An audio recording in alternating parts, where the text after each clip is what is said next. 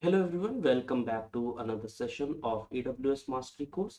In this session, we are going to understand how we can manage and set up our load balancers practically, how we can configure our load balancers for for different applications and all. So we are going to learn each and everything in a very practical manner in this particular session. So now let's start the session. So now in this session, let's try to understand how we can set up our load balancers, how we can manage our load balancer.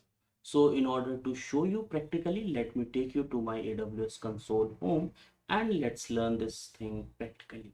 So as you can see, I'm in my AWS console home and here let's just search for load balancers. So here we are having load balancers for EC2 features. So let's just open these loads balancers.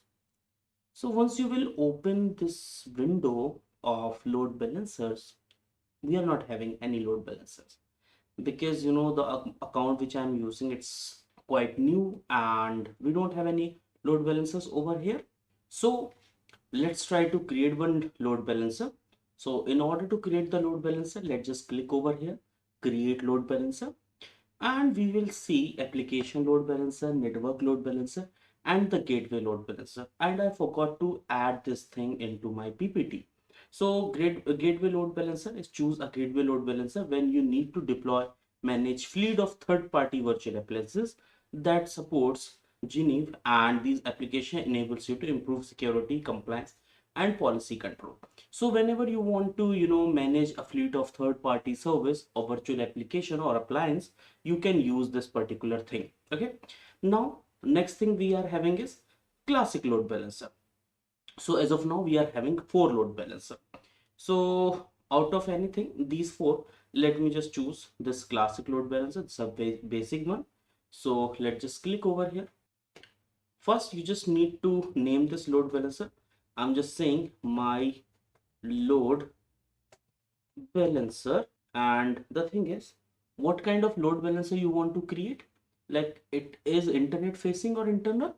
So internet or internal facing, whether it is being I can say faced from the internal, like where you'll be having multiple servers. Internet facing means you're getting traffic from the internet. Okay, so I'm just making it internet facing.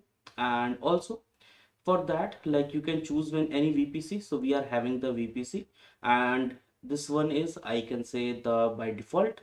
And you can choose any availability zone. So you can choose at least two availability zone, means from where you'll be having the data. And apart from that, we are having security group by default. And listener and routing, so listener has been like set like port 80, like it is going to listen, means whatever the traffic, whatever the services are going on. And health check, you don't need to do anything, just leave as it is. And whenever there is I can say problem, and it is going to I can say send the report to this particular path, like index.html on this particular port. And instances, so we don't have any instance over here because this thing, whatever the thing we are doing with the load balancer, we need to, I can say, add the instances with this load balancer. So as of now, I'm just not adding any instance, and I'm just creating the load balancer. So it will take few seconds. So our load balancer has been created successfully. So now what I'm going to do, like this is the load balancer which we have created. So you just have to click over here, click over this load balancer, and from here you can just manage, like we are having this listener on port 80. Then we can map the network, we can actually check the security, so we are having this security group. For health check, we are having this. For target instance, so as of now we don't have any instance over here.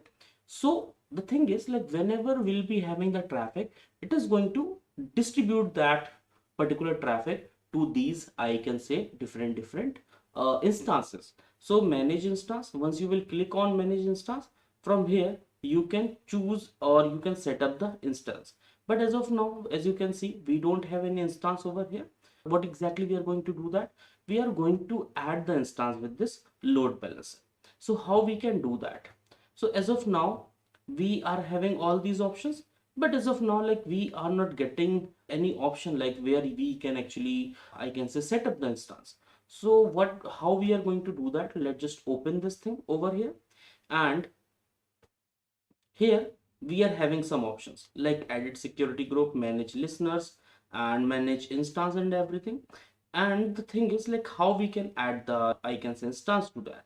So first, like by just going inside the instances we can do that. And also there are some other options. So as of now, like we don't have anything over here. So for that we are going to add this from the instances. Okay, so how we can do that, let me just show you.